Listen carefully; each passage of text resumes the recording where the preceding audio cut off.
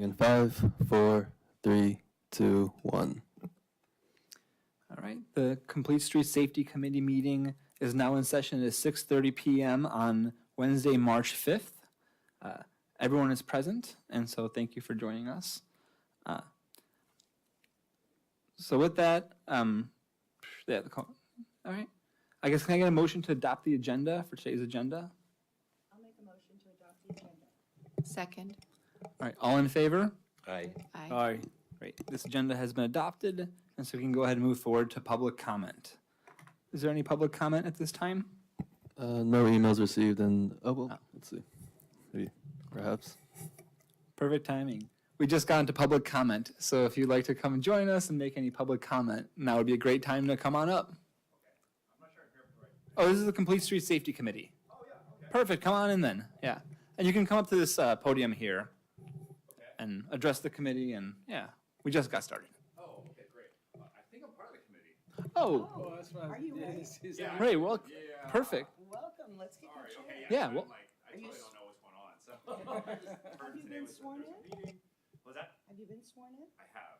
Okay, we need another chair. Yeah. Oh, okay. Yes, but then my trip got canceled, so I was like, you know what? I'll just come in. I don't know. Is that okay? Oh yeah, come on in, welcome. All right. We'll squeeze in right here, we just have sort of the microphone system set up here for 5. So we sit at a table, chat. Yeah. Are you serious? Yeah. Okay. We Okay. have 7 on OSEC and we share mics because otherwise you'll get feedback if Okay. you have more mics. Okay. No, this is great. I'm just keen to listen and learn. Well, welcome, and yeah. Oh, okay, great. Yeah. Yeah, welcome Raymond. Well, that was great. Yeah, perfect timing. Sorry about that, guys. Oh, no, all good. No, we're glad you're Is here. your mic on? I feel a little feedback. No, it's not. Okay, never mind. All right, with that, is there any public comment online?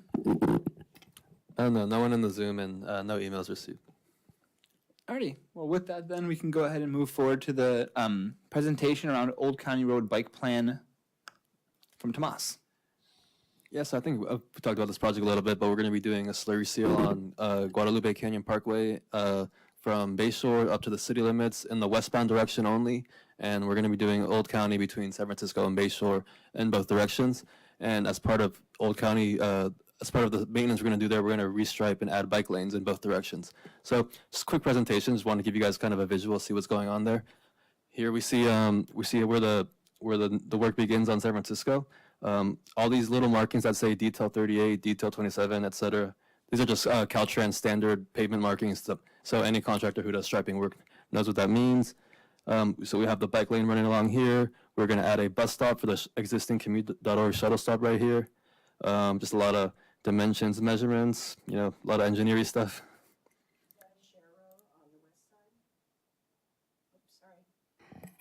Is that a Shero? Oh yes, in the opposite direction, yeah, that's a share right there. And then just continuing on, the bike lane keeps running through past the intersection, and then here on this corner where we see signs R81, this is where the bike lane ends headed towards San Francisco Avenue. Again, just more dimensions, more details. Continuing on, we're adding a bus stop for the commute.org shuttle stop. We're adding pavement markings for that. Adding some hatching. Bike lane continues on. And there's no sort of physical boundary, just the painting there. There's no things. No, right now this is all just striping work. So. And the guidelines, whatever they are, NACTO, whatever that stands for, National Association of, I don't remember, Transportation, recommends at over, I think 35 miles an hour that you should have a buffer or something physically there. So the street's 25. You're going to talk about that since we took out the median, that where trucks can offload for the village. You remind me? It's on the right. It should be on this slide. It's kind of bright. It's hard to see, but does it say loading only? I don't see it. Yeah, I see a bus stop, and then I kind of see a Oh, arrow. the yellow curb. That yellow curb. Oh, the yellow curb. I see. Yeah. Over here. So along that yellow curb, then that section would be for trucks to kind of pull over there and be able to stand on the side. Yes, instead of being in the median and kind of blocking the visibility, people crossing and all of that. And then this is just where it ends at Bayshore. Up on the north side of Bayshore, we see signs R81A. That means a begin bike lane headed towards San Francisco. And then on the lower part of the screen, we see R81 and R81B. This is where the bike lane ends, headed towards Bayshore Boulevard. Do I have that? I'm not seeing that. Oh, sorry. Let me. If you can see my mouse, I'm trying to go kind of over it right now. But this is where the signs would be. So an R81 sign is a bike lane sign. It's just your standard. It's an image of a bike, and it says bike lane under. And then R81A means begin, and then R81B is end. It's great. And then this is just a close-up on those commute.org shuttle stops that we're going to be adding, just to make it clear just to designate an area for the bus to stop and for residents to wait by. And that's everything. So if you guys have any questions, please let me know. I'm And happy to see it. I was going to say on the first page that's by the park, somebody had brought up about people parking for events at the park, or was it farmer's market? So hopefully this makes it even more clear if there's a bike lane there that a truck's not going to park over a bike lane. There is one sign there now that is faded and maybe isn't getting the message across, but this will make it a lot more clear. And this will construction will most likely begin in May because we do have a busy spring. And like I said, it'll include the Guadalupe Canyon Parkway in the westbound direction. Maybe June. This is great. Maybe June. I studied this. Did you? Any other questions from the committee? I did have a question. And like you had mentioned about people probably shouldn't be parking on the bike lane on Old County, coming from like San Bernardino Avenue in that direction, heading out of town. And there were comments made about how dangerous that crosswalk is coming from the park across the street to the skate park when people do park closer to that crosswalk. And I was wondering, like you had a red painted curb across the street, if that was possible to put some type of whatever you've deemed to be appropriate to really make sure nobody parks there near that crosswalk. We're trying not to paint a lot of red curbs because when they fade, it's hard to enforce or uphold a ticket, and it's a lot of management and cost. But, it's a matter of just enforcing too, I think. Well, I was just thinking like how they have the hash marks to keep people from parking near the corners. Is that The working? new thing that we're doing to try to daylight the corners and the crosswalks. Well, we took away striping, white line striping that indicated parking, but we didn't hash very many that I know. Well, it's like a little kind of a 30-60 triangle near the hardware store on Visitation. Yeah, that one's a little unusual because that was kind of. that's I was angled just curious parking. if there was anything that could really highlight that no parking for sure, because I could see people always parking there on Old County for events. Yeah, so that's a good comment. We can take it into consideration. We can try this and we could always add something later. We can definitely let the police department know to enforce. It is illegal to park in a bike lane, isn't it? Yeah. Yeah, okay. So hopefully that'll, maybe Okay. maybe as it is, that'll take care of it. Christian? Couple of questions. Was this funded through a grant or the city? This is funded through SB1, which is an annual pavement funding by the state. So every year we get a certain amount of money. It always varies by plus or minus like 5,000, I would say. But so every year, so for instance, the visitation overlay was funded by the funds from that year. Our slurry seal of streets all around town where it was kind of scattered, that was the same. So it's just annual funding we get every year. Cool. Then the other question is this something you guys are going to be sharing, through the different channels? And do we know if there's a car park on the bike lane? How much is that citation, or what's it called? As far as the ticket, I'm not sure. I think it would be good to share on our platforms because a new bike lane would probably excite people, especially our more avid bikers like Chris Florkowski. So I think that would be a good idea. Yeah. It's a shame that she's not here.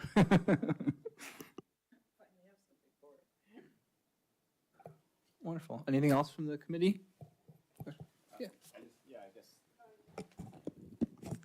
I had a question in terms of bike lanes. Is this a general topic for the city, like throughout citywide, or is it just like section by section that you guys typically review? Maybe Karen, this was something designed before I arrived, so maybe it's kind of been in the works, so I'll let Karen take that. Yeah, that's a good question because, we came up with this concept and showed it to the Complete Streets Committee. Well, it would have been more than 3 years In ago. several years, yeah. Yeah. And I don't remember exactly, but I know that when the Parkside precise plan, is that what it was? Specific plan for development around the downtown area was drafted, there was a community meeting. I don't know if anyone remembers that, on a Saturday. And I know that one of the ideas was to put a bike lane on Old County. So I think they put like traffic tape to kind of show they closed Old County and they had tables up right at the curve where the signboard is. And I think the idea of getting a bike lane out here kind of came from that. But we also had a number of meetings with a bunch of bike riders that attended and asked for protection when they were riding on Old County. And there's that median that at a 25-mile-an-hour speed isn't required by the standards, so we had the space to add it there. Okay. I guess more of my question comes from as a biker and watching some of the commute patterns around the city, like Tunnel Road, I think it's called, in Bayshore. There may be opportunities, at least from my own personal experience, of making those bike thoroughfares, either putting lanes there or making the existing lanes a little bit more friendly or safer. I just wasn't sure what's the right forum to bring that up in. So, good question. We would have done this at your orientation. But here you are. So that's fine. And let's still have one and still have that talk offline. But there are a couple of things, is that the committee comes up with a draft work plan, and we've talked about that in the past couple months. And then the chair and vice chair, if she's available, are going to meet with the council liaisons, and it's actually next week. We're going to talk about that in staff updates. And they talk with the council about what the committee is interested in, and the council talks to them about what they're interested in, and we kind of have a work plan for the year. I think there's generally something about bicycling. It's been on there a number of times, right? So in general, it's something that the committee can study, but we've been told by our council liaisons to have the full committee attack one issue at a time. But there still is also space on every agenda. So the chair is kind of a little bit driving in concert with the liaisons what the committee is working on. But at each meeting, there's a space where committee members can bring up things that they would like to see on a future agenda, and that's the chair and committee member matters. So you might say, hey, I'm really interested in looking at some of these particular locations that could be safer for bikes, or looking in general at all of the city of Brisbane and making it safer for bikes. And then we kind of have to work it into what the work plan is. Great, thank you. I have something to add. But I think in general, bike lanes are part of the scope of the committee. It's just a matter of, getting that particular issue in the agenda, and that's the mechanism Karen was explaining. Yeah, I think the committee has always wanted input from bicyclists, and we haven't gotten members that are really active bike riders or commuters, so welcome. It's great to have you. We did have a public meeting, and I remember Peter Grace was here and had quite a bit to say about the danger of this particular stretch of road. So this is really exciting to see it come to fruition finally. I've been waiting for this. Yeah. I'm seeing Chris Forkowski has her hand raised in the Zoom. So Chris, I'm going to allow you to talk in 1 second. Should be able to now. Yes, can you hear me okay? Yeah, clearly. All right, thank you, and welcome to our newest member. I'm glad we have a cyclist. I was surprised by this plan. I know Karen said something at the last meeting that I attended, like, about this, don't you? And I didn't, so this does come as a surprise. Some comments, the 5.5-foot bike lane width is a little misleading because the pavement has a seam about a foot from the curb that runs parallel to the curb along both sides of that stretch. It is dangerous for cyclists, and I don't think this plan is actually going to improve things. For one thing, it's going to increase the opportunity for having cyclists doored where there's parking. It would make much more sense to have a parking protected lane where you're going to have parking, but I really have misgivings about having any parking on that stretch of road.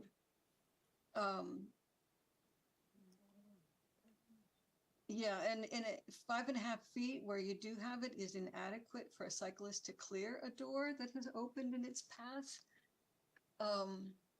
And the approach, if we were to amend the pavement seams, I'm sorry, I'm looking at my notes that I made earlier today when I saw this. It would have to be at least 6 feet to give a cyclist a chance to get out of the way if someone should open a door in their path. And I think there's a missing bus stop. There's a bus stop on Old County Road on the park side across the street from the post office, near where the holiday tree goes up. That doesn't seem to be in these drawings. Right, there is, and there's currently not striping for there earlier, so I think in the interest of the reason it's like that is because the bike lane would be running right through it. Yeah, and if we're going to do this, those bike lanes need to be green paint. So they're visible to people. People don't. Yeah, we can take that into consideration. Obviously, kind of circle back with Randy because that'll ultimately be the final say. But okay, I've noted your comments about the width of the bike lane and the green bike lane versus just the pavement.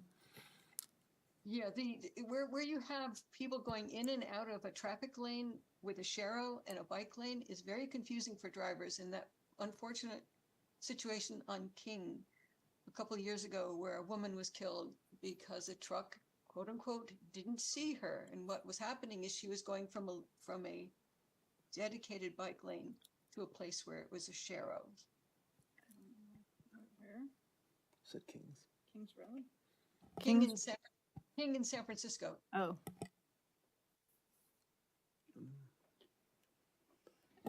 Thank you, Chris, for the comments. Those are noted and will be taken into consideration, and thank you. Thanks. Yeah, we do have quite a bit of time. Like I said, probably June, late May. So we'll have some time to kind of work things out.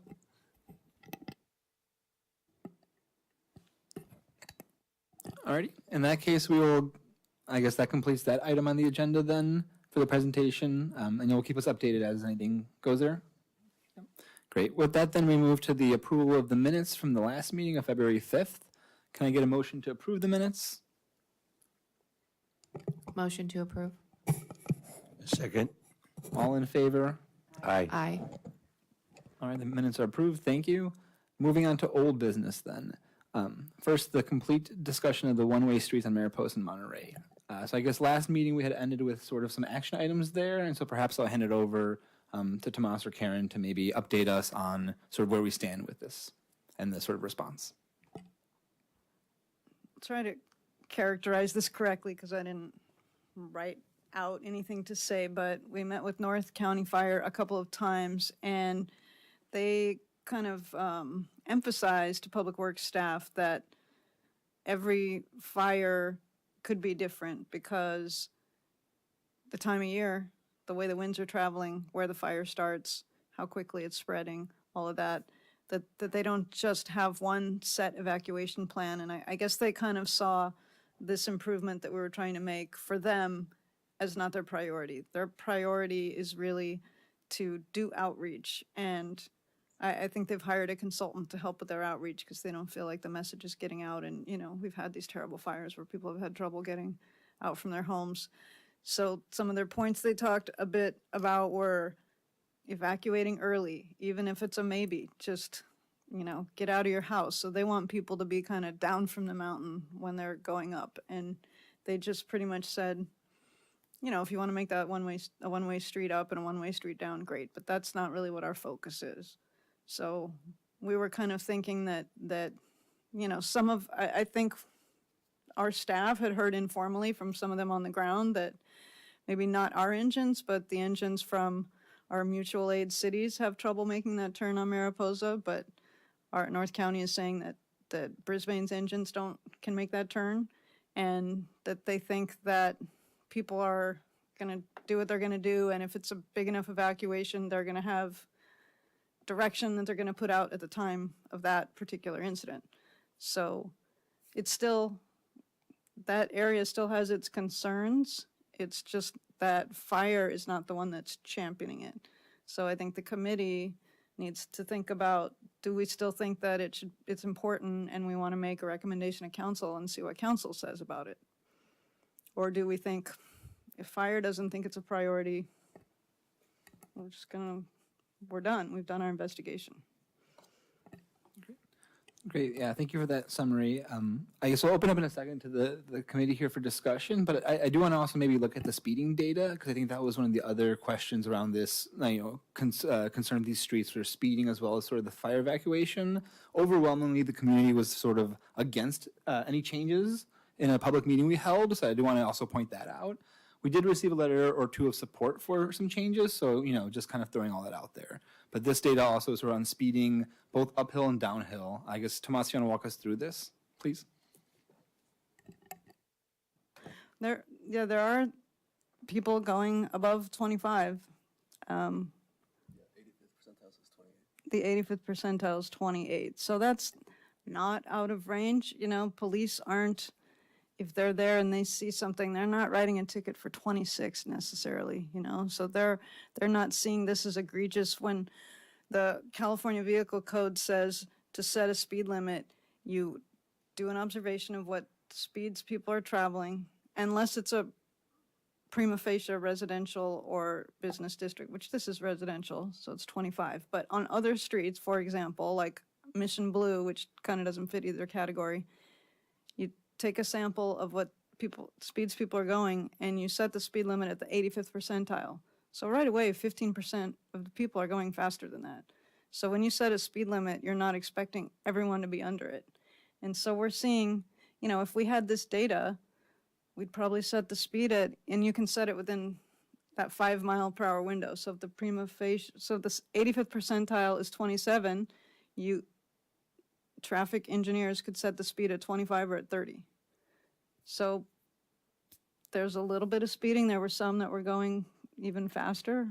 Would it be helpful to look at the summaries? Like, this is sort of all the data. There was one really nice sheet that kind of had total vehicles, then percent that were above, and sort of the high, there was sort of threshold above 66. And I think one was clocked at 90. I think it was a graphic, maybe. I mean, this is also a useful one It's to look most at. kind of probably gonna have to open all of them. And Oh, we yeah. did hear from Not that one, keep going. There was one that was sort of a pie chart that I'm thinking of. from This is the police that they thought that one was an anomaly, that was an error Yeah. of data. So I think this is the start and end point, sort of a couple of weeks, 7,000 vehicles total, with 800 roughly, 900 would be sort of in that flag of above 25, I guess. But like you pointed out, not everyone would necessarily be.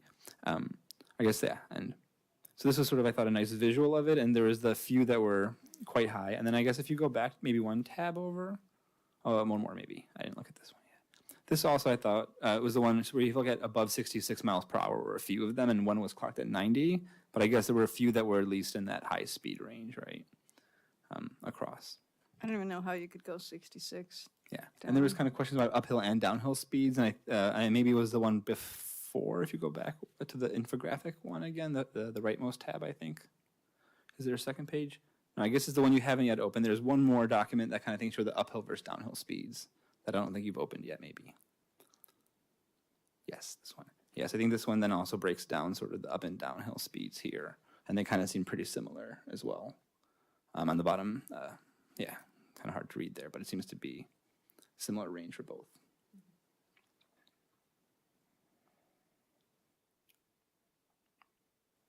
So I guess definitely some instances of speeding, but perhaps sort of isolated. It seems Thursdays were the most common speeding days also, and like during the week, weekends were pretty calm. I guess any questions from the committee or maybe other points to, if anyone's had time to kind of review this or wants to look at one of the other maybe data sets that we have available? So I think it's more of a question. Should we have another meeting with the community and just go over this data and see where they stand, or get or provide our recommendations now? I definitely we should share this with the community in some capacity. I'm not sure if we need another meeting before, if the committee, is that consensus, but we should definitely, I think, share this data. People would be interested in seeing this, I think. Is there would that be sort of is there a forum for that other than sort of in these meeting minutes that we would do that? Yeah, I'm thinking now, we didn't take down everyone's name and email address. That would have probably been a good idea to do at that last meeting. So we mailed the notice. If you really wanted, we could mail a notice to everybody that we invited to that meeting. That'd be one way. Snail mail. We can consider that, I think. I would like that. Yeah. I would like more information to go out to them and more feedback from the community that's impacted by this. Personally, I think this is something that should have happened a long time ago. And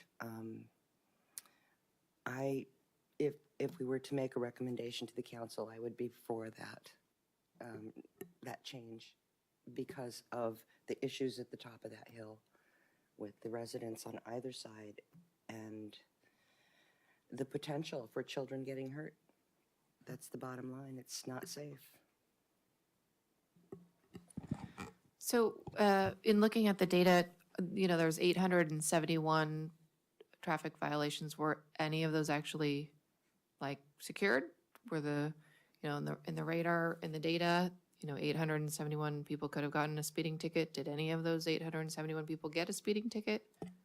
Do we know that? I don't think anyone did, but what I just said is that the police would tell you, I think as Commander Garcia said at a prior meeting, that they're looking for infractions that are a certain amount over the speed limit. So they're not, I think it's safe to say they're not writing a ticket if they clock someone going 26 in a 25. Right. But I think listening to some of the people, community members who attended, the concern was the speed, right? They kept saying, you can hear those trucks and they're going so fast. And, now seeing that the majority of the drivers, and again, their data was from Christmas Eve, when you're generally going to have a quieter time through the new year, again, generally quieter traffic, people are home. If their concerns are the speed at which people are going downhill or uphill, are there measures that we can take to calm the traffic instead of just saying, oh, we're going to change it to a one-way? Yeah, there's traffic calming measures are available to us to put in there, yeah. And I guess on that point, could we look at that tab? I think it was maybe 2 tabs back where it was by speed broken up sort of in a table format, maybe one more over. Right, because I think this is maybe, because if it's a lot, I guess the question is where the threshold would be, above 30, is that a ticket then? Or is it, and then, a couple in the high 30s or 40s, so there should have, there are a couple here that clearly I think would have been tickets or could be, and so that kind of validates the community's concerns. Yeah, Even it's that hard for me 99 mile an hour. to speak to what the police exactly ticket for, but another thing is that they can't be everywhere all the time, so they may not catch that one going 40. But they do, if there's a request, they call it their acronym is a POP, Open a POP, problem-oriented policing, and then they'll focus on a neighborhood and try to, through education and through ticketing and stopping people and talking to them, get more compliance around issues that residents have brought up. So that's a tool that's available. And to that tool, I'm not sitting here advocating 871 tickets should have been going out, but if at least they stopped and said, hey, you live in this town, we all live in this town, there's little kids that are in this neighborhood, could you be more mindful of your speed? Even just getting a stop, I think people just start to sweat and get white knuckled when they're like, oh, I'm getting pulled over. That in itself is a deterrent, I would think. So if they could do a POP just almost like a traffic calming measure. Yeah, we can put that request in. Yeah, and I guess related to this topic, I'm not sure if everyone saw the emails that were going around this week about speeds, et cetera, and there was a suggestion from one of the residents about, is there any technology that can be used, I don't know if there's speed cameras or, any automated solutions. besides just having police enforcement? So I feel like that's outside of our wheelhouse, and I think that it's come up before, and I would want to bring Commander Garcia to talk about something like that. Yeah, perhaps next time he's available in the meetings, we can have a chat with him about that again as sort of an additional item, just about some of the other measures that are out there. Anything to comment, Paul? Yeah. Sure. So, Karen, you were mentioning about reaching out to the neighbors that are going to be affected in that area to have another meeting. And I had heard from many people at our last meeting that they'd like to extend the outreach to go further up on Humboldt to Sierra Point. So I just wanted to remind you that that was a request by many people that were going to be affected in that neighborhood. Yeah, I remember that. I think we're still waiting to see what the committee or the majority of the committee's, sense is about what to do about this issue. Oh, God. I mean, I agree with what Linda was saying about, ensuring that we have safe streets for kids. There's a lot of kids walking up there on Mariposa and Solano. And I think definitely implementing some sort of traffic calming measures. And you can see in the data, like when people are going to school or leaving the school or the preschool that are up there. So if there's a way to explore more traffic calming measures on those corners to avoid any incidences. I think I saw in an email that the Solano parking, the sidewalk is no longer going to be a sidewalk. It is going to become parking. Is that correct? Yeah, that's correct. We've been a bit delayed on that because we're waiting for the contractor wanted to do all these little projects we have at once, and we expect the speed radar sign to arrive March 16th. But yes, but yes, for a different location, yeah, not there. But basically, as part of these small projects, he wants to do it all at once. But part of that project will be closing off that east side of Solano and make it only for parking. Sorry, that's regardless of any other changes that's happening for sure. Right, that's already happening. Anyways. Okay. Got it. Thanks. Yeah. And then one other question for me, if the exploration is to make those streets one way, this way they get safer, is there any chance that by converting them to one-way street that it would increase speeds there? Because I know at times, did you already discuss this? That was brought up as a concern Oh, from okay. community members when we brought this plan forward. Yeah. Okay. In terms of the one-way setup, that was kind of brought up as a concern. This might increase speeds. Yeah. Yeah. So it's okay. Not sure we have any data on that, but that definitely was a concern and something that was mentioned. Christian? Yeah, so it does seems that the data, those trails with the residents thinking that there was a lot of speed. So we definitely need to think about some mechanism, to take care of the speeding on the street. And what's that sign that was put by Bayshore? That has the readout of how fast people are going. I mean, yeah, that's an option. I guess that also depends on what the residents would feel about a sign like that in their area. But Well, yeah, so first, I think the chair is trying to gather whether we're talking about going forward, making a recommendation to council to convert to one way or not, because the solutions would be a little bit different. One of the things that we talked about on Mariposa was striping that appears to narrow the lanes, but I don't think we'd do that if it was a two-way street, so we'd have to look at other traffic calming possibilities. We have used radar signs a few places in town. The one that we ordered is for Glen Parkway going downhill around Lake and San Benito. I don't think, if we put those on every block, are they gonna work anymore? A lot of neighborhoods say they have speeding issues, and probably a lot of them do have a similar profile to this, but, realistically, if we had those signs on every block, would people just start ignoring them? I think they would. I think I would.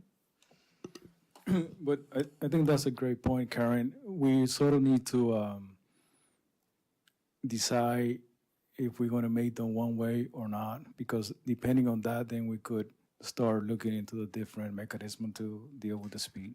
Exactly. Any other top-level comments, I guess, before we sort of move on to the next part, which would be sort of getting into the sense of, do we want to make a recommendation or not? I know Linda's already sort of voiced favor of that. I think we have data. I think there's definitely a desire to engage the community again. The question is, do we want to recommend something before that, or maybe the next action is to engage again? So I'd like to maybe hear the committee's thoughts on that, if anyone has sort of, in addition to Linda's sort of strong feelings on this. Yeah, I guess the only other question I had was evaluating reducing the speed limit. Have you guys discussed that already? I think based on this data legally, I think that what Karen was getting at is the 80th percentile is sort of how the speed is set. So this data would then be used to set that speed. I don't think we can lower speeds within our jurisdiction.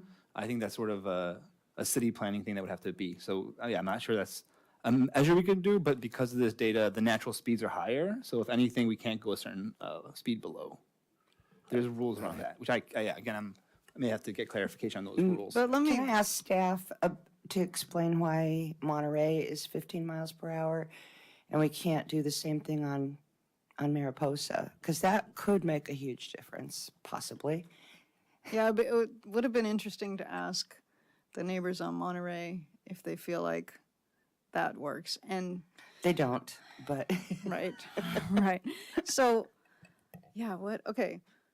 The vehicle code, the California Vehicle Code, I wasn't clear enough, sorry, before, says the prima facie, the set speed on a business district or a residential street is 25 miles per hour. So, like Visitation, Haight Street, something like that, 25 miles per hour. A residential area with homes everywhere, 25 miles per hour. So we study the Mission Blues, the Guadalupes, the Bay Shores, all of those, how there's a dozen or 15 streets that every 5 or 10 years, by the vehicle code, you have to go out and take the speed limits and then set the speed at the 85th percentile, a 5-mile increment, not 47. That 85th percentile hits between those numbers. And we've erred on the lower side on Bayshore. Probably should be 50, but we take the lower number. And you have to justify that. And on Monterey Street, we did an engineering study, and I think it's so long ago that I'm probably the only staff person still here. 3 of us maybe are still here from when I was done. But I think it was because the vertical curbs made people not be able to park a little bit on the sidewalk like they do in front of the bricks, and the street was narrow, and there was a justification, which I could probably find back on paper in long-term storage. A study was done that said this would be safer at 15 miles per hour. I don't think the police write tickets for 18 or 20 or 25 on that street. So it's kind of, I think, historically or evolved to be kind of a guide, another traffic calming measure, more than something that gets people a lot of tickets. So could we do that? It's on your work plan, your draft work plan, to look at AB 43, which is a recent law that allows cities to look at business districts and consider lowering the speeds. But I don't think there's anything on the books really that could make a strong justification for even what we did on Monterey. Again, the vehicle code says around schools you can make the speed limits lower, and we did that with the Safe Pedestrian Routes to School plan that this committee came up with 10 years ago or so. So I feel like we've lowered the speeds where we can, tried to keep them as low as we can. Just for clarification, that was within 500 feet of A school. a school. Would the Silver Spot Nursery qualify as a school, and could we extend from there? I would have to reread that. That's a good question. I don't know if it says it has to be a public school, but I'd have to reread the code. Okay, because I think that if we could, that would help lower the speed limit and make it legally lowered. And you're talking about everywhere that's Posa within and Solano. the intersection. Well, Yeah. but it's a segment. You're doing a segment, a block, not an intersection. So Well, a segment on each one, then. possibly. I mean, something has to be done. It is very dangerous the way it is, and I like the idea of traffic calming measures, but I'm not able to bring any to my mind pictures of how that would work on either street. There is still the problem with large trucks going up to the top of Mariposa and having a problem, and homeowners being affected by it. And if, you know, we're already having enough trouble getting homeowners insurance in Brisbane, so if they're hitting their homeowners insurance up for that, it's a problem. I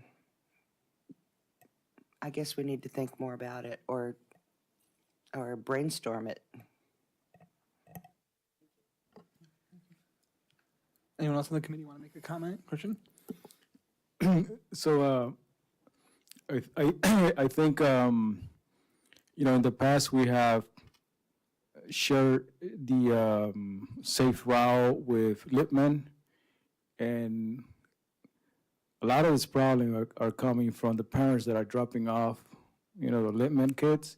So maybe we need to share with them some of these concerns and about the speeding that, I mean, what the residents are feeling that a lot of these parents are speeding, and share this data. I think it's a great Some idea. Sort of, Outreach into their, I know that, I don't know exactly what Lippman does, but I know at BES, they would say they had a packet that goes out on Thursday, and they would be glad to insert Yeah, stuff about there's that. we could reach out to Jolene Heckerman, who's the principal at Lippman, and she has a Thursday email that goes out. I'm sure we could reach out to Silver Spots director Diana as well and put it out, because it's all the parents, right? Rushing at 9 a.m. to get their kids there, or whatever time they're supposed to be there. I think sort of outreach in all directions would be helpful in this scenario for sure, if that's feasible. Does anybody want to help with crafting something? Because I don't think we want it to be accusatory. You're very careful dropping off your kid, and then when you turn around, you drive like bat out of hell. No, we want to say, I'm happy to help you, Karen. okay, great. I think it'd be great to include some of the data perhaps that really highlights that speeding is happening at, times when school's in session, and, just a reminder that, everyone kind of does it, but we should be aware. Well, yeah, I mean, it needs to be friendly, but at the same time, serious enough, and also share, what the committee has done and what the residents are sharing with us.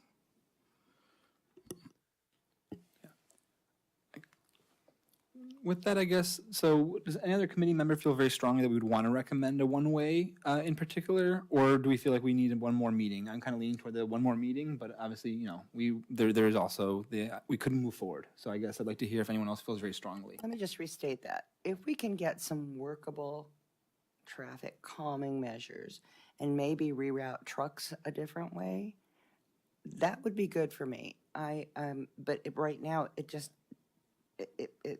I don't know that it's going to make a big difference.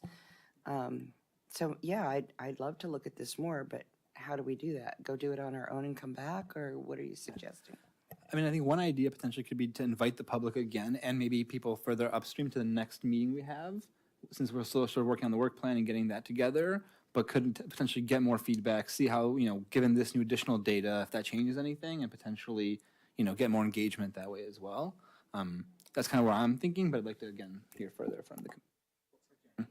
I just had another thought. There are a lot of steps that the committee has said they're interested in taking or having us look into, but chair and vice chair are meeting with the liaisons, and it's on the work plan. Maybe we should get their feedback. And then the agenda is set either by the chair or a majority of the committee asking for something to be on the agenda. So you could decide at that meeting, re-agendize this and let's talk about it further. And that will give us enough time to kind of publicize and maybe send out mailers to invite both those residents again, as well as the residents further upstream, perhaps do it like at the meeting here then instead of in the public library. Would that work for if that sort of is still on the plan? I think it would be a good idea when we meet with the residents is ask them what kinds of things they'd like to see out there as traffic calming measures. This is their streets, and I don't want to impose a lot of stuff that they don't want, based on their input and their unhappiness or whatever is going on, but rather what ideas they might have. They might have something we haven't thought about. Thanks. And I think they did at the library meeting. There was several, and I asked that specific question, like, what would you like to see as residents, And so I think some of them do. So I think we just need to listen. Yeah.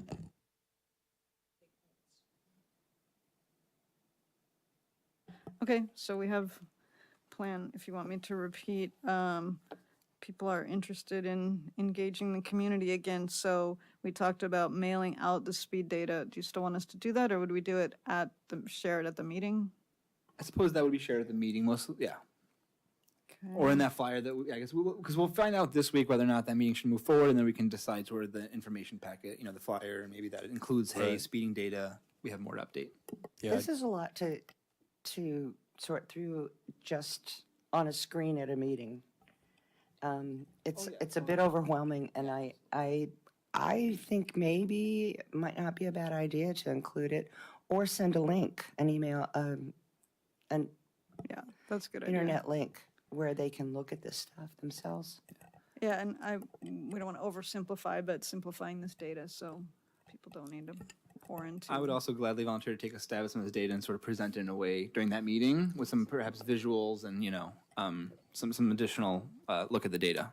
Yeah, if I can get an Excel file of it, but if That not, would be PDF good. is fine. Yeah, I don't Yeah. know about Excel, but we I'm can in the same ask. mindset. Huh?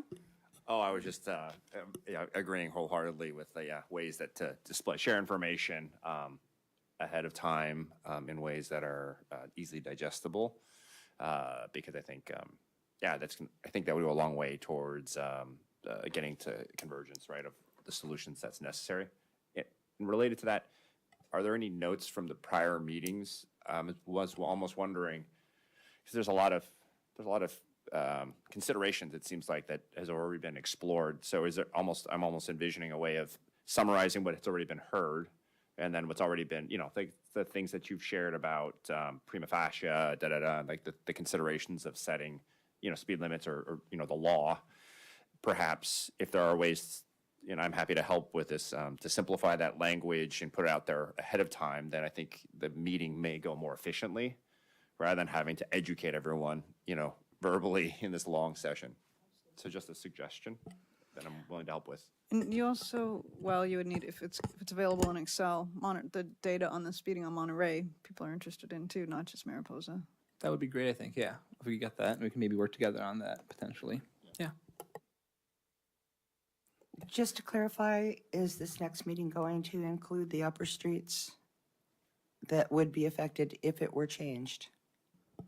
I don't think that we have even thought about how we would do outreach about coming to the meeting. So just the committee asking us to, again, do a mailer or just put it generally out on social media and in the blast, or what's I thought your we desire? didn't want to include the entire community at this point, but mostly the streets that would be affected. Humboldt, part of Humboldt anyway, or people that are on this end of Humboldt, Sierra Point. It's really just, I think, the people that would normally come this way, that instead of a different way, and that might be a big part of the 300 block of Humboldt, the 200 block, And Mendocino, too. the over there, 100 too. block, Mendocino, yeah, I guess- and Inyo. I mean, I was envisioning a mailer going out to those community members, but this is a public meeting. If it were to happen during our next community meeting anyways, and that would be a publicized in the agenda, so other members of the community could also join, right? But I think mailer to those specific areas would be super helpful, because I think that really worked with the engagement last time. Oh, Okay. yeah, do we have a comment online, I guess? Is it an appropriate time to take a comment? I think I may have heard. Up to the chair. Yeah, we'll take a comment if there is one from online. Or maybe not. I thought I heard some rustling. No, I think we're Good? okay. Okay, great then. Oh wait, maybe. I heard something too. All right. Oh, what, Oh wait, oh, never. what the hell? Okay. Oh, what the hell? I guess she's gonna speak. I do see a hand raised now. Yeah. Yeah, go ahead. Go ahead, Chris. Am I unmuted? Yeah, we can hear you. Yeah, we hear you. Oh, okay. I was just sitting on the fence about whether or not I wanted to challenge the logic of the 85th percentile. That it honestly makes no sense, and there are traffic engineers who are beginning to question that assumption. It makes no sense that you would, rather than designing the street for the speed you wish, it's just determining how fast people manage to drive on the street and deciding that that 85th percentile is what you're going to accept. Just there's no logic in there. So that's my only comment. Thank you. Thank you for the comment, Chris. I might have mentioned this before, but I was driving through a residential neighborhood in Reno, and it was streets up the hills, and they were a bit narrow, and there were these really cute little pink triangular signs that said traffic calming area. And I immediately slowed down. It wasn't everywhere in Reno, but just in certain areas, they had traffic calming. And I think the color pink psychologically does something to make people slow down. So might be something to consider. You've got a pink shirt on, so better than the green turtles that say, go slow, child, please. Yeah. It's actually a street sign that was put out by the city, and it was triangular, and it said traffic calming area. And it was very sweet, and I immediately slowed down. It was just an automatic reaction. It's like, oh, okay. That would be, that could be interesting, especially to sort of have those posted up some places in the neighborhood if that's something the community would be receptive to too. Okay, so just again, see if we can get the data in Excel. Darius would try to put the data together in a nice graphical format. A little bit of background on the state law tells us we have to choose street speeds on streets by the 85th percentile as of now, but residential is prima facie 25, so having that information available. See if we can get a pop on Mariposa, problem-oriented policing. Look into whether Silver Spot would count as a school by the vehicle code, whether we can lower the speed to 15 miles per hour within 500 feet of it. Outreach to Littman School parents, and looking at can we have a truck route that keeps trucks off of Mariposa, and traffic calming measures for the next options for the next meeting. And I guess for those, thank you for the summary. For the action items, I guess some of those are with staff, I think. In terms of reaching out to Littman or to the nursery, did you want to help with that still, or maybe drafting the messaging around that would be helpful? Thank you. So Emily will take that, and then Ray and I will work on the slides for the next meeting, and we'll circle back with the invitations after the liaison meeting, but I think that would be wise to sort of invite the community. And there's still opportunity to liaise with Captain, I can't remember the Garcia, to just understand if there are other options for enforcement besides policing. I wrote that down. Didn't Perhaps repeat it. invite them Thank to the you. meeting, although I know it's sort of off hours are different, but maybe if they were there, the community may ask also questions. Right, if we're going to be discussing that POP way of enforcing, I'm sure we can mention that to him and invite him to the next meeting. It's very relevant, obviously, to him. So. Yeah, wonderful. Anything else from Christian or Paul at the ends there? Any comment?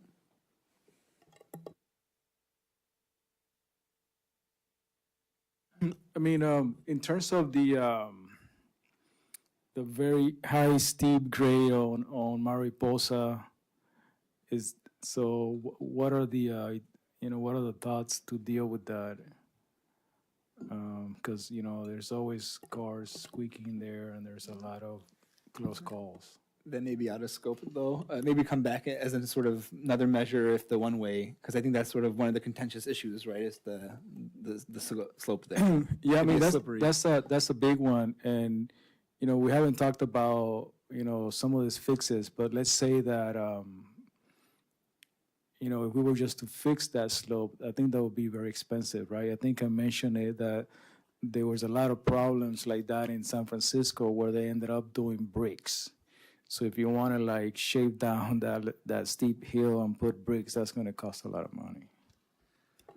Thank I guess with that, then the action items kind of set out. Is there anything else that we need to confirm on this item before then moving forward to the next item? Great. All right, we'll move on to new business then. And then under new business, we'll be discussing the plan and preparation for the review of the upcoming Bayland Specification Plan Draft EIR.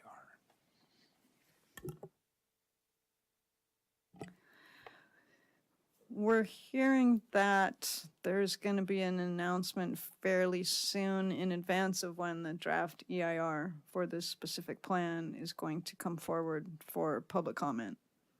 So on the committee's work plan, it has review traffic circulation on the Baylands, but this is an opportunity to review what they're proposing. So the draft specific plan is available on the city website. I think after the last meeting, Tomas emailed this to everyone. So we don't have the draft EIR, but preparation for it would be studying. I mean, I think we're just focused on circulation, but I'm suggesting that the committee read that, and then when the EIR comes out, if it happens to come out before our next meeting, again, look at that. What I staff open space and ecology. They were very interested in the general plan, draft EIR, and they did a lot of review at their meetings. This last, they reviewed the quarry draft EIR, and they looked at everything. So they individually took chapters and then turned their comments into staff, and we compiled them. But I think because we have one chapter to look at, and feel free to poke around if infrastructure fits too. Yeah, you guys can comment on that. But what I think we would do is have an agenda item at our meeting. So in between meetings, you guys would review the parts that you can. And when the draft DIR is out, we can look at whether we can parse it out, split it between people, or take certain pages, or whether everybody wants to read everything. That's for you guys to decide. And then we'll put the comments together, and then you're submitting them as a citizen advisory committee, those comments, versus just as a resident. Great, thank you. I think that's a good overview. So I guess that'll start happening. So the action item is for us to start reviewing this, but then the actual draft plan would be coming out imminently. We just don't know when. And that will be the thing that we will submit comments on, is the draft DIR. And roughly how long, once it's released, will there be a comment period for? Will we have a few meetings to kind of review this? Yeah, so state law says 45 days minimum. With quarry draft DIR, I think the Sierra Club asked for more time for some particular reason, and it got, so state law requires 45. The city originally set it at 60 days and then extended it to 90 days, and there was also the Christmas, New Year's holiday during that time. So it's got to be at least 90, but I have the sense, what I'm hearing is that it's not going to be as long as the general plan, which was open for like most of a year or something. So 3 months, maybe a little bit longer. We'll find out when we get the news, Thank you, that's helpful. Any questions from the committee at this time on that?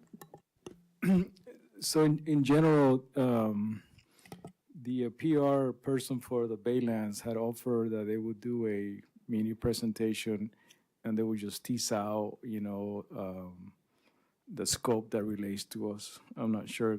I mean, I personally think that will probably be beneficial. I'm not sure how the rest of the committee feels about it. I'll say how I feel about it. A PR person from the Baylands is going to be selling what they want. And I would like to keep our investigations separate from anyone who has anything to gain in the Baylands, and protect our community with eyes wide open to what the possibilities are. That's my opinion. Thank you. I mean, there's definitely a valid point. They know what they know. I'm not sure if they're going to have an agenda, to be honest. And we're not here. We don't have any power. We're just here dealing with street stuff and to see how this new scope is going to impact it. And we know what we know. So if they present their data and we see that and we don't have to make any, we just hear them out. The reason why I think this might be a good idea is because a lot of us volunteer our time and we don't have, this project in our mind, and they could easily just come and tease out something that they feel that is going to be more in the scope of streets. But I mean, it's just a suggestion. Thank you. Yeah. I think next meeting seems really busy, so maybe after that we can try to coordinate and circle back if there's interest in that. Let me ask at the staff level, I want to pass it up to the Public Works Director, the city manager. Are they amenable to this happening? And then see what the answer is there, and the committee can decide. I mean, if you asked me, I think I understand both sides, but I think that you guys are intelligent and have looked at traffic issues, and if somebody's trying to pull the wool over your eyes, it could be helpful to highlight what they're trying to do. What we're going to try to look at is, what are they proposing for circulation, and have they addressed bikes and peds and trucks and everything else well enough, and have they done traffic calming, and does it make sense, and is there, are there shuttles, are there last mile solutions, all of that. So if they point some of that out and it's a chance to ask questions, and if it's okay to do that, there could be value. But yeah, sure, you've got to look at it they are probably trying to sell the project. If you could get some clarity on that, whether that's even an option for us, that would be wonderful. Then we can decide. Sure. Paul. I'm just curious, Karen. I'm not sure what the situation is with high-speed rail as far as coming here with their light maintenance yard, but is it still the case that if that's the case, that our bridge would be replaced and the entrance to town would change from Old County to Valley, and they were going to remove the fire department? Is that still part of the plan? I don't know. I would think that should be addressed in the draft EIR, because they'd have to study the environmental impacts of anything like that. What I did hear roundabout, and I'm not the staff person involved, is that the director of the high-speed rail was getting ready to retire, and they wanted to negotiate a settlement with the city of Brisbane a couple of months ago. I don't know if that happened and was publicized. I don't have my finger on that pulse, but Yeah, I know part of what they negotiated was I raised the concern about excessive condemnation, and they talked about 100 acres that they needed for the Baylands, and now it's been negotiated, I believe, down to 50 acres that they need. so that was settled, we think, right? Yes, but I don't know. How that That's why I was impacts. asking about if that's included in the draft specific plan, that we're going to get a new bridge and a new entrance to town. And I can ask about that too, because I don't know. I haven't read this myself, honestly. Okay. Thanks. I had no idea. So good to know. Yeah. Wonderful. All right. I guess with that, then, I think there's some action items again for staff. A lot of action items from this meeting to follow up sort of what can happen here in terms of the consultant, and then as well, maybe we start looking at what's available online in preparation for this. Raymond, do you want us to email that to you? Because you probably didn't get okay. Yes, that'd be great. Thank you. So I'm not sure if we're done with this point, but maybe I just wanted to share something what happened earlier today on Bayshore, and if I might, I'm not sure. Maybe save this for the chair committee member matters. It was an accident. Oh, Is it not related? It's not related to Baylands, though. No, it's not. Yeah. So then maybe save it for the after staff updates. Okay. Yeah. You'll get a second. Staff updates, I guess. Are there any staff updates? I don't have a whole bunch of background information on these city council agenda items, but tomorrow night at the city council meeting, there's going to be a discussion on vehicular traffic flow and parking on visitation during peak hour times. And then also there's going to be 3 projects discussed as a potential to pursue federal funds with support from Congressman Mullen's office. And that one is related to Complete Streets because one of the proposed projects is doing a road diet on Bayshore Boulevard and adding a sidewalk on the mobile home park side. So I want to make you guys aware of these issues. I don't have that much background information, but they're going to be discussed tomorrow, and they're related to Complete Streets. So I thought just to let you guys know, it might be a good idea to sit in at that meeting. Or watch it from home? Or watch it on, yeah. convenient. And then one other one that Karen made you guys aware of, the Caltrans Bay Area bike plan update. Public comment is due March 29th, 2025. So if you guys are interested, you guys should have the link to that. So just want to put this on your guys' radar. Today we had our bid opening for the Alvarado San Benito walkway and the shuttle stop improvement project. So we will lock down our contractor and that project. Both those projects will begin probably in a month. Yeah. Tomas and Karen, will we get any summary of the notes from tomorrow night's meeting if we can't, regarding the vehicular traffic controlling and parking? Just because I know it's a hot topic item right now. Right, yeah. I'd like to be informed of what's shared and what's discussed. Just, I know I won't be able to make it tomorrow night. Okay, yeah, there'll definitely be minutes for that, and I can maybe make those available. They do action minutes. They do really brief minutes. okay. But they do tag the YouTube. The city of Brisbane is on YouTube. All the meetings, our meeting is there too. This one will be loaded. And they do tag each item, so you will be able to fast forward to that item and just watch that part. Although I'm hearing they expect it to be a pretty robust conversation, but there's not anyone taking detailed. I mean, there's probably AI that could do it for you. Well, I think we'll probably be watching, but if our public works director is going, he could be the face of our department for that. Thank you. Anything else, Tomas? That's it for me. Wonderful.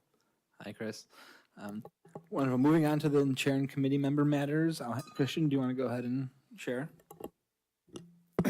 Yeah, so I forwarded Tomas a video that I was able to capture from my business of an accident that happened on San Bruno on Bayshore. This on the past was an area that a lot of close accident happened. Actually, there was an accident that had a fatality, and today, and they, the committee helped a lot in making some regulating that area, and we have not had any accidents for a while. But unfortunately, today we did have one, and thanks God that it wasn't fatal, but it was a good accident. I'm not sure if you want to share that video, Tomas, send it to the committee or maybe play it. But on San Bruno, you're not allowed to make a left, and this person made a left, and sure enough, another car hit her right on the back, and that's captured on a little video. So my question is, people are still making left turns over there. I don't know if we could do more than what we have done, but an accident happened. So, Are we still working on that grant for the stoplight and changes on Bayshore? I was trying to look up right now the email for the council agenda to look at the agenda item for the road diet and sidewalk on the west side of Bayshore, because I think maybe we asked for funding to signalize San Bruno and Bayshore with that request, which obviously we don't know if we've gotten the money yet. We did not get the highway safety improvement. We didn't meet their warrants. You either had to have a school very close by or a certain number of pedestrians, which there aren't pedestrians at that intersection because you would die running across Bayshore, I think. So it might have been included. Let me try to look that up. Well, It is, but it's in competition with two other projects. right. So, if anybody wants to email their council and say, we think this should be a priority, or, that's welcome. Or if you're going to be at the meeting, or if you're going to Zoom, you can Zoom into the meeting and make comments. Lots of ways to participate. Right. So yeah, that was the item K I mentioned earlier. Like I said, don't have a ton of background information, but the road diet on Bayshore is one of 3 projects, and I suppose it's up to council to decide which one of those is a priority. And that's going to be discussed tomorrow. Great, thank you. Any other committee members have anything they want to bring up or discuss at this time? But yeah, unfortunately, Christian, we submitted that grant application to try to get the intersection signalized, and we actually just heard last week that we got denied. So unfortunate, but there's always more grant opportunities in other avenues. So keep looking out for those. Thank you, Tomas. Thank you. Yeah, I had brought up at one of our meetings about the crosswalk on North Hill at Monarch, on the Crocker Trail, and the fact that there weren't crosswalk pedestrian signs on either side of that crosswalk. And I was wondering if that was, you'd mentioned that there was some kind of funding mechanism to be able to just put signs up without having to get authorization.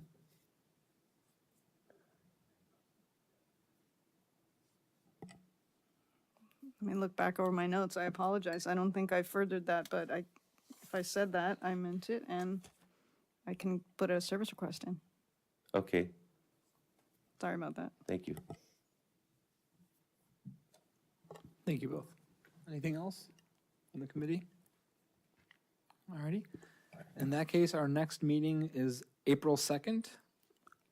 Look at it here, and hopefully we'll have some community engagement then. And so, yeah, there'll be some updates via email before then, especially following our meeting with the liaison. Yeah, that'll be on Wednesday, and then once I attend that meeting with the chair and vice chair, then we kind of let you guys know how that went. So. Yeah. With that, we'll adjourn today's meeting at 7:41 p.m.